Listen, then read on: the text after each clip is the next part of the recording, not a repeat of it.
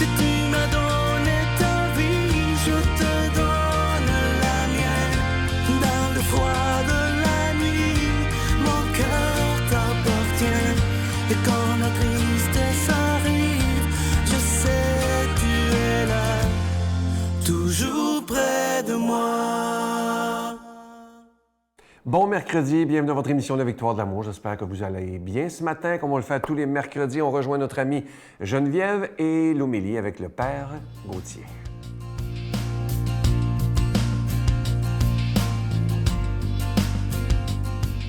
Bon mercredi, en ce beau début du mois de juillet. Aujourd'hui, je vais vous parler de quelque chose qui est pour moi prioritaire et c'est la valeur, l'identité de Dieu, là, sa miséricorde. C'est la valeur prioritaire dans ma vie. Pardonner, aimer, aller au-delà de ce qui nous blesse, traverser les tempêtes. On en a tous et puis la miséricorde, pour moi, c'est la solution par excellence. Et je voulais vous partager l'expérience du sacrement du pardon que j'ai vécu dernièrement. Bon, c'est pas quelque chose qu'on se vante souvent. Là, je suis allée au sacrement du pardon, je suis allée me confesser, j'ai reçu le pardon de Dieu. On n'en parle pas tant que ça. Moi, je trouve que c'est tellement un grand, grand cadeau. Donc, on a respecté les mesures sanitaires, c'était tout bien fait. Et puis, ça m'a fait un bien fou. Si ça vous dit, si le cœur vous en dit, prendre rendez-vous, aller dans un lieu, prendre rendez-vous avec un prêtre, aller dans un lieu où c'est possible de se confesser, ça fait donc du bien. Et le prêtre, un jeune prêtre ami, me disait, l'image qui me vient, Geneviève, c'est comme si le Seigneur avait besoin de calice, de ce vase sacré pour recueillir son sang, qu'il ne soit pas mort en vain, le Seigneur, qu'il ne soit pas mort pour rien, mais que le sacrifice qu'il a fait de lui-même, de nous aimer jusqu'au bout, bien qu'on l'accueille, ça. Et là, toute qu'une méditation qui est rentrée dans mon cœur suite à ça. Accueillir la miséricorde, c'est faire plaisir à Dieu. C'est lui faire honneur, c'est faire honneur au sacrifice de sa vie, c'est pas rien. Et c'est grand, le sacrifice qu'il a fait de lui-même, là. Il était Dieu, il avait tout pouvoir, il aurait pu descendre de la croix. D'ailleurs, ses ennemis qui étaient là en bas ont dit « Si t'es Dieu, sauve-toi toi-même, descends de là ». Jésus a dit non, je suis venu là pour quelque chose, tu sais. Et ce calice, je vais le boire jusqu'à la fin. Et il nous l'offre. Il nous offre d'être ce réceptacle de son amour, de sa miséricorde, de sa tendresse. Mais souvent, là où on a besoin d'être aimé, c'est là qu'on ne veut pas être aimé. C'est là qu'on a envie de se cacher quand on ne file pas, quand on a des travers, quand on a manqué, quand on a fait des erreurs, des fautes, des péchés. On n'a pas envie là, qu'on nous voit en pleine lumière. Jésus en a parlé de la lumière puis des ténèbres. Quand on fait des œuvres bonnes, ça ne nous dérange pas d'être dans la lumière, mais quand nos œuvres sont moins bonnes, puis c'est naturel, c'est normal. Mais prenons l'habitude d'accueillir le regard de Dieu, son amour, sa présence et sa miséricorde, là où on a besoin d'être lavé, là où on est sale. Et soyons ces calices, ces réceptacles, ces vases sacrés pour accueillir tout cet amour, toute cette tendresse. Et moi, souvent, je sais que c'est l'heure d'aller me confesser quand dans mon cœur monte la parole du psaume 25, « Vois ma misère et ma peine, Seigneur. » Et la suite, c'est « Efface tous mes péchés. » Vois ma misère et ma peine, efface tous mes péchés. Et j'ai l'impression que quand cette parole-là monte dans mon cœur, c'est parce que le Seigneur est pressé d'effacer tous nos péchés. Il a peut-être envie pour vous aujourd'hui de ce bon bain de sa miséricorde pour nous laver, qu'on soit blanc comme neige. Bonne journée! Notre Père qui es aux cieux, que ton nom soit sanctifié, que ton règne vienne, que ta volonté soit faite sur la terre comme au ciel. Donne-nous aujourd'hui notre pain de ce jour. Pardonne-nous nos offenses comme nous pardonnons à ceux qui nous ont offensés. Ne nous laisse pas entrer en tentation, mais délivre-nous du mal, car c'est à toi qu'appartient le règne, la puissance et la gloire pour les siècles des siècles. Amen. Mon Père, je m'abandonne à toi. Fais de moi ce qu'il te plaira. Quoi que tu fasses de moi, je te remercie. Je suis prête à tout, j'accepte tout, pourvu que ta volonté se fasse en moi, en toutes les créatures. Je ne désire rien d'autre, mon Dieu. Je remets mon âme entre tes mains. Je te la donne, mon Dieu, avec tout l'amour de mon cœur, parce que je t'aime, et que ce m'est un besoin d'amour de me donner, de me remettre entre tes mains, sans mesure, avec une infinie confiance, car tu es mon Père. En ce mois de juillet, il n'y aura pas de cadeau du mois, mais je me permets de solliciter votre aide pour le ministère La Victoire de l'Amour. Vous savez qu'on existe depuis plus de 26 ans déjà, et je pense que le plus beau cadeau qu'on peut vous faire, c'est de vous présenter des émissions 7 jours par semaine sur le réseau TVA ainsi que sur Internet. Et ça depuis plus de 26 ans. Et comme je vous disais souvent, il y a une phrase de Saint Paul, vous la voyez à l'écran présentement, qui me touche beaucoup, lorsqu'il dit que chacun donne comme il l'a résolu en son cœur, sans tristesse ni contrainte, car Dieu aime celui qui donne avec joie. Ça veut dire que si ça ne vous tente pas de donner, si ça vous choque parce que je suis obligé de parler d'argent, ne donnez pas. Parce que, je répète cette phrase de Saint Paul qui est très belle, Dieu bénit celui qui donne avec joie. Il faut que vous soyez heureux d'aider la victoire de l'amour. Et en aidant la victoire de l'amour, vous devenez des protecteurs de la foi et Dieu sait qu'on en a bien besoin. Je vous donne l'adresse en vous disant merci de tout cœur de donner des mains à la Providence. La victoire de l'amour, case postale 120, succursale Boucherville à Boucherville, J4B 5E6, je vous la redonne. La victoire de l'amour, case postale 120, succursale Boucherville à Boucherville, le J4B 5E6. Également par téléphone, par carte de crédit, du lundi au jeudi de 8h à 17h dans le 514-523-4433, 523-4433 ou sans frais le 1-888-811-9291, 1-888-811-9291 et aussi sur notre site Internet, le www.lavictoiredelamour.org. Merci de tout cœur de votre don spécial de l'été 2021.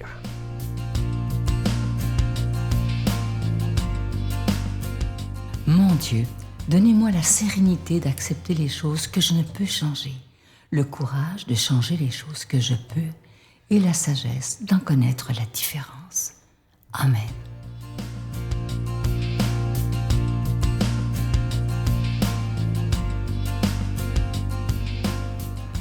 Bonjour chers frères et sœurs, l'évangile qui est donné pour notre méditation en ce jour est l'évangile selon saint Matthieu, chapitre 10, versets 1 à 7.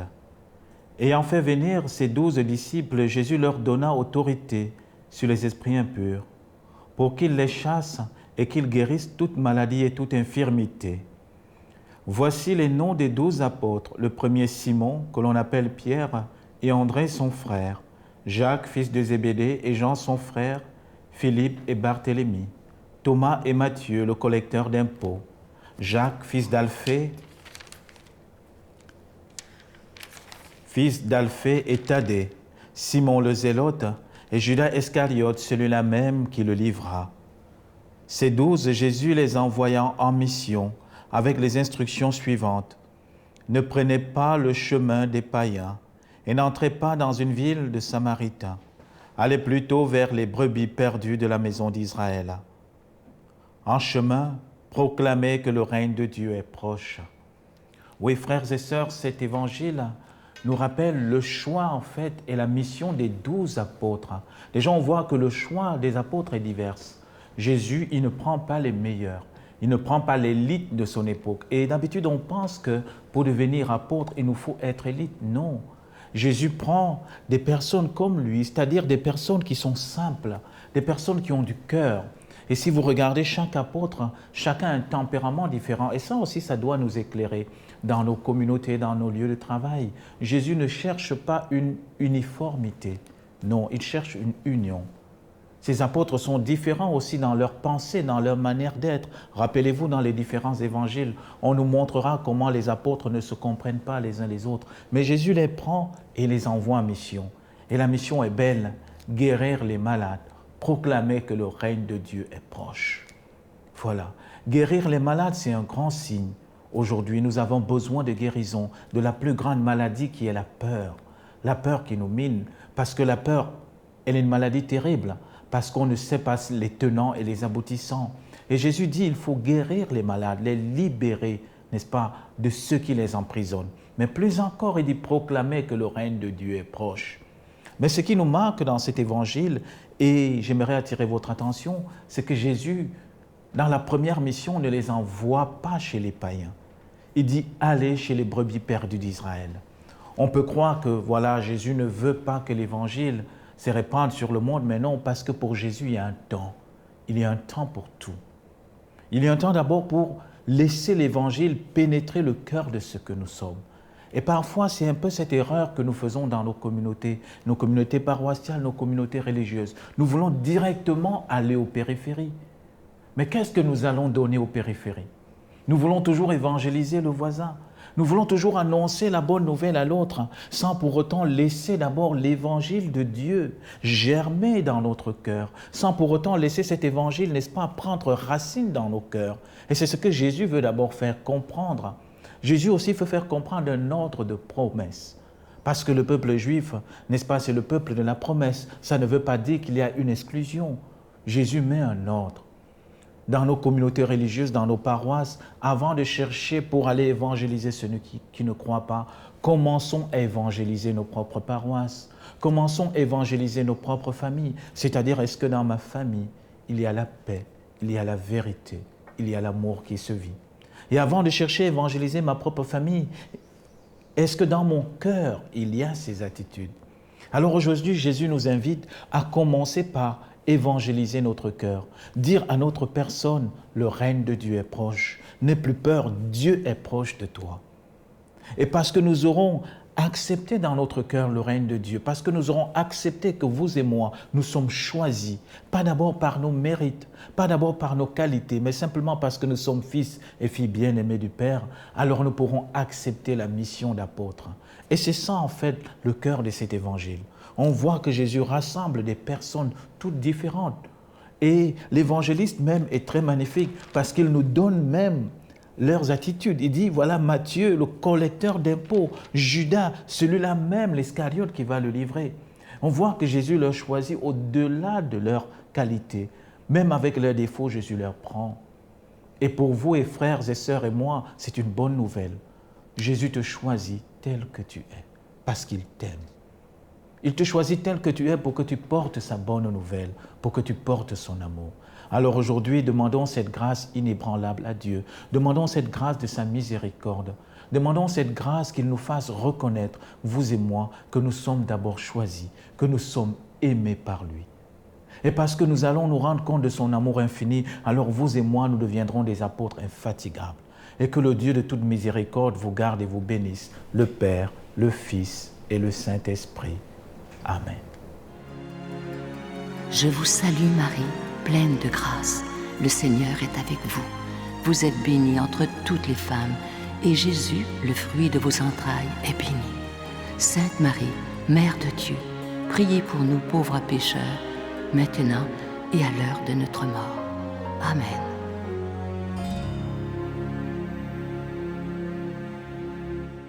Il y a encore des gens qui demandent, bon, vous savez qu'il n'y a pas de cadeau du mois pour le mois de juillet, mais il y a des gens qui nous demandent s'il nous reste des livres de notre chère Geneviève. Oui, il en reste encore quelques-uns, pas beaucoup par contre. Alors si vous voulez vous le procurer, vous le savez, c'est ce si beau livre qui a été un grand succès. D'ailleurs, je suis tellement content, on va sûrement en refaire un autre à un moment donné, pas tout de suite, mais sûrement à un moment donné.